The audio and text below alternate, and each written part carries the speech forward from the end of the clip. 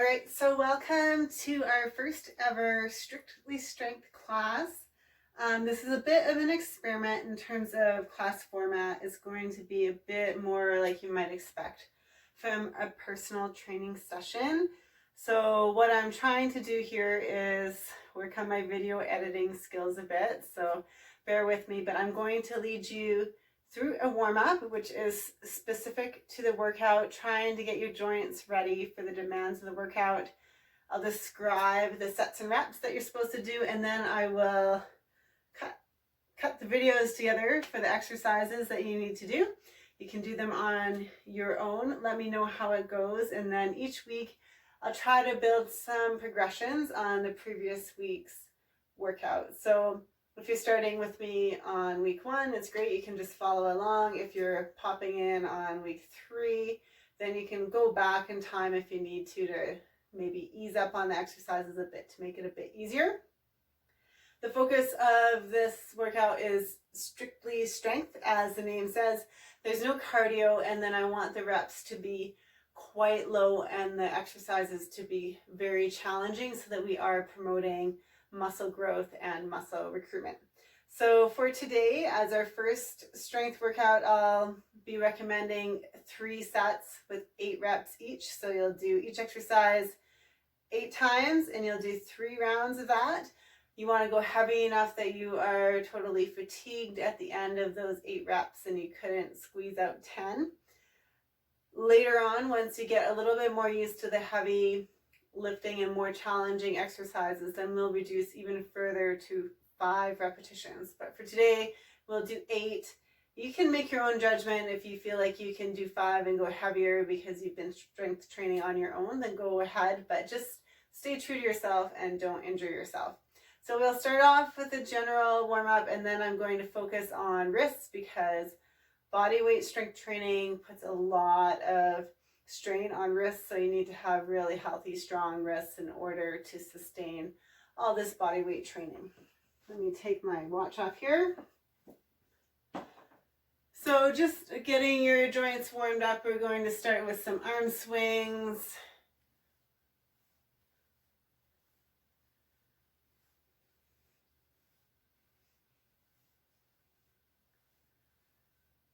And my ceiling is low here, but you're going to swing one arm up, one arm back.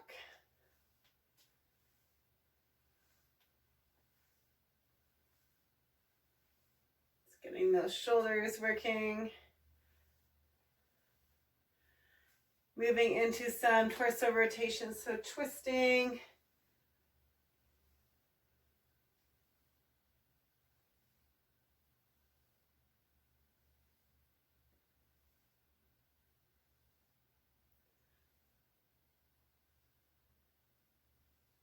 Into your hips, knees, and ankles. You're going to move into some squats. Keep your feet flat on the floor.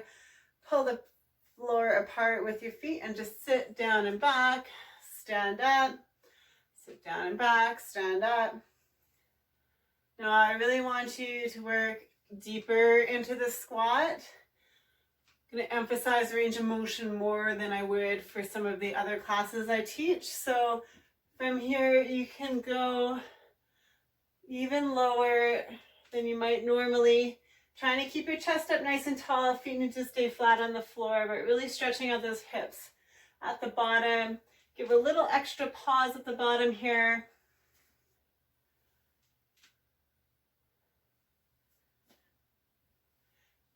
All right, so wherever your bottom is, you're going to rock back and forth, pressing into those ankles. And then stand it up, moving into some rotation, stepping as though you're coming over a hurdle. Stay tall.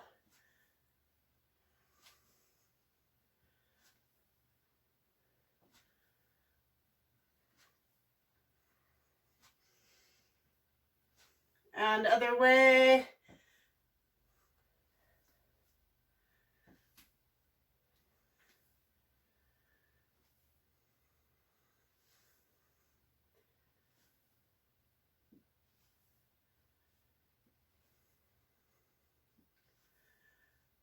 Excellent. So like I said before, we're going to move into your wrists a little more intensely, a little more focused than we normally would in this warm-up.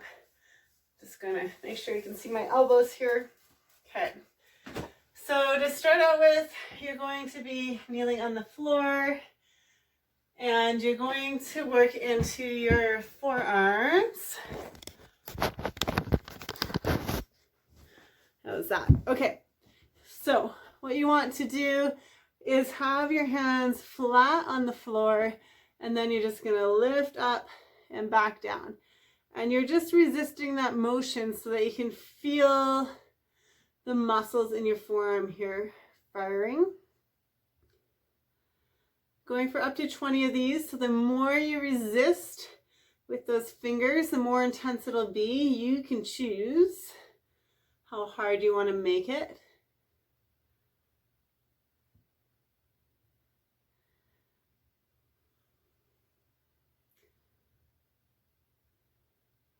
All right, so your forearm should be on fire now. So what you want to do is have all your fingers pressing down into the ground nice and flat. If you look at my elbow pits, my arms are straight. I'm going to open them up so my elbow pits are facing forward. Rotate so they face back, forward, and back. I know that's creepy, right?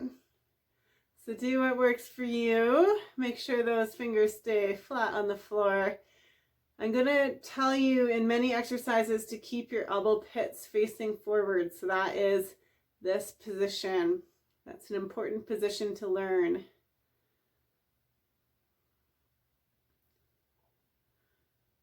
One more. Okay. Place your hands out to the side. Elbow pits facing forward. You're going to rock one way, rock the other. Again, your fingers are flat on that floor.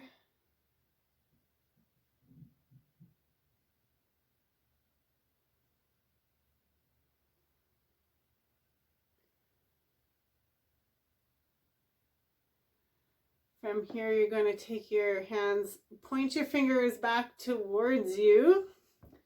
Elbow pits forward and you're rocking back. Like this.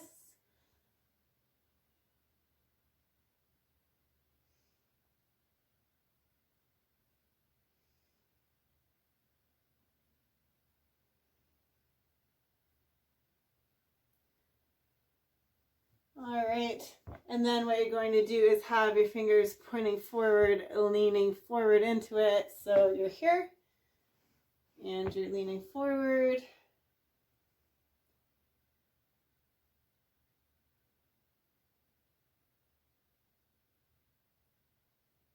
Tolerable discomfort is what we're looking for.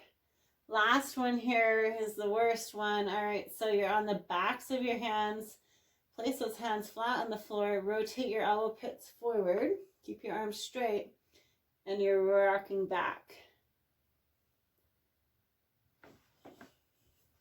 So backs of my hands, elbow pits forward, rocking back. And this one you'll probably find quite intense. So if your hands are back here, it's easier. If your hands are further forward, it's tougher, depending on your mobility. So you decide where you put those hands. All right, nice work. Just shake those out. And then we're going to get into our workout. So our first round, you can take it a little bit easier, but then sets 2 and 3, try to push it a bit harder. Have fun. Let me know how it goes.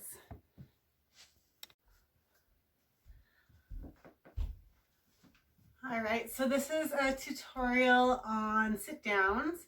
Sit downs are a great way for building up glute and hip strength and also getting you strong enough so that you can do pistol squats.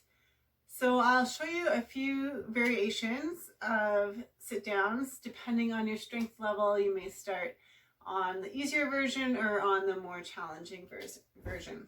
So the first thing you will need is something to sit down on. I have a coffee table here. You could use steps or your couch.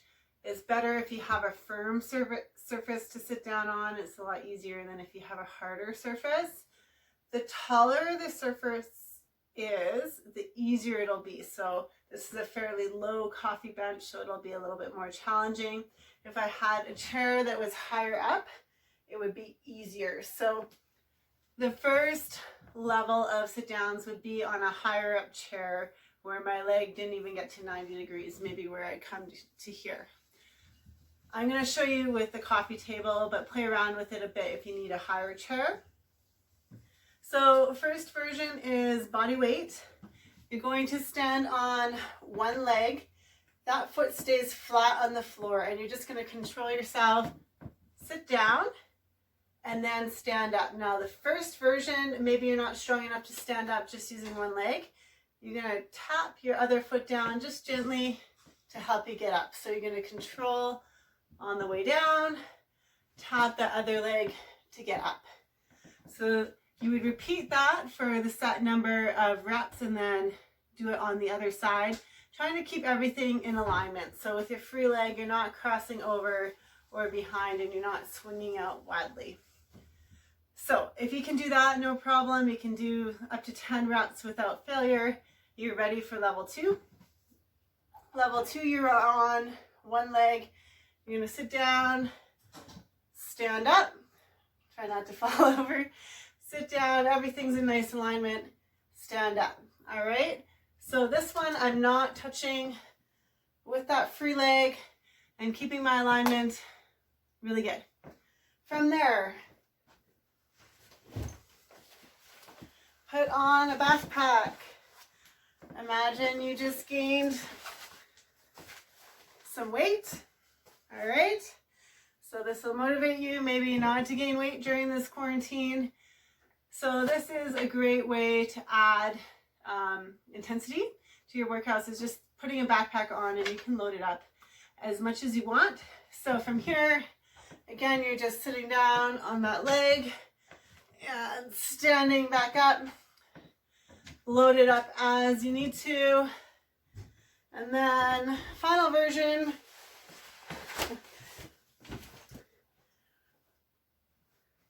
which I'm not going to demo with a backpack because I'll probably not be successful, would be to add some power to it. So if you can do the backpack version 10 times without failure, then all you're going to do is sit down and then you're going to explode up as high as you can, sit down, explode up.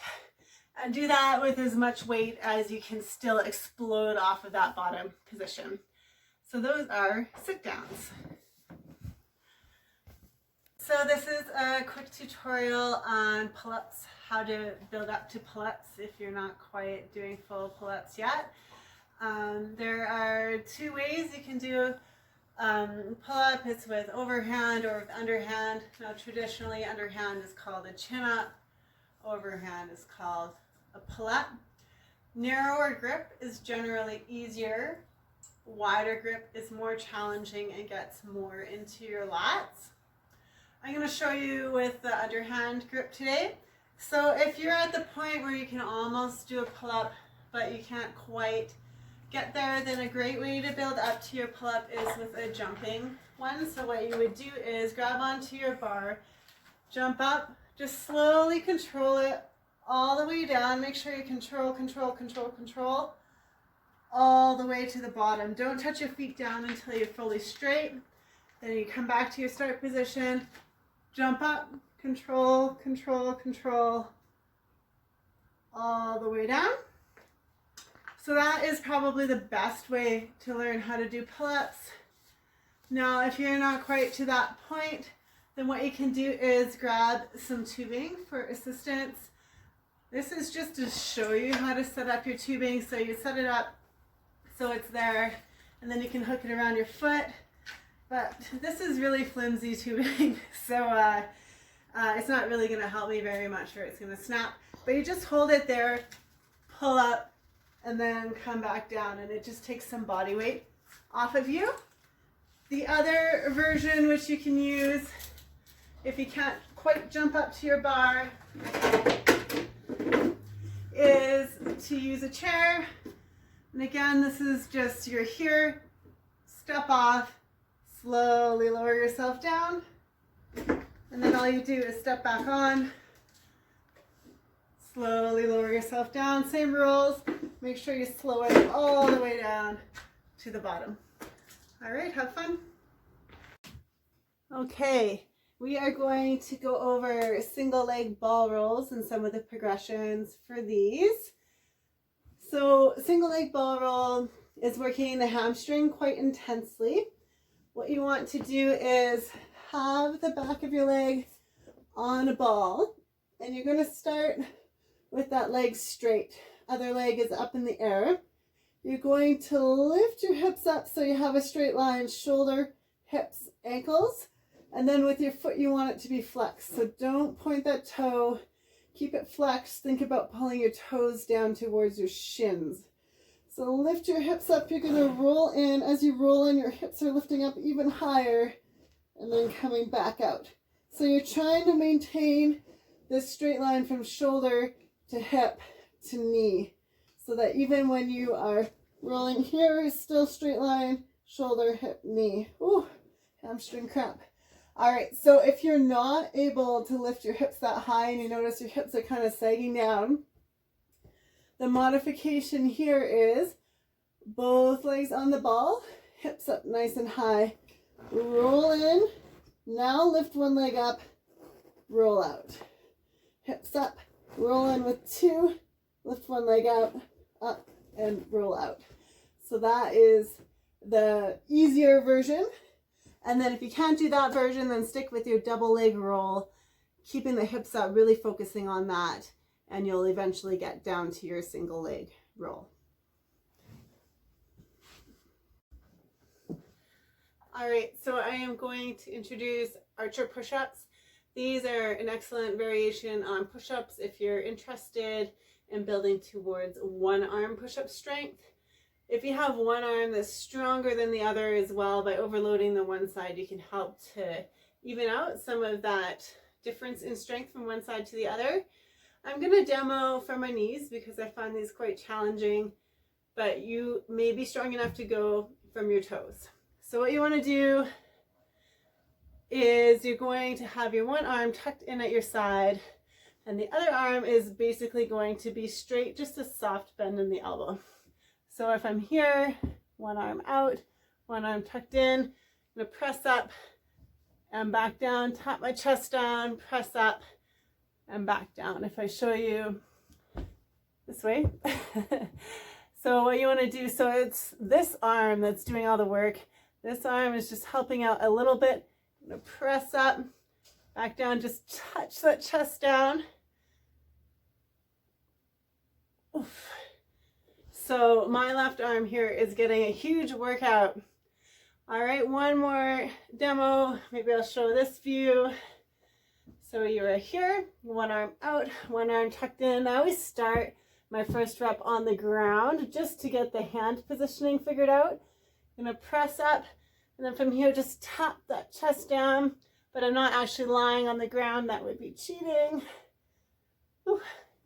And to demo other side, one arm out, other arm as straight as you can, just a soft bend in the elbow so you don't hurt your elbow. Pressing up, chest down, up.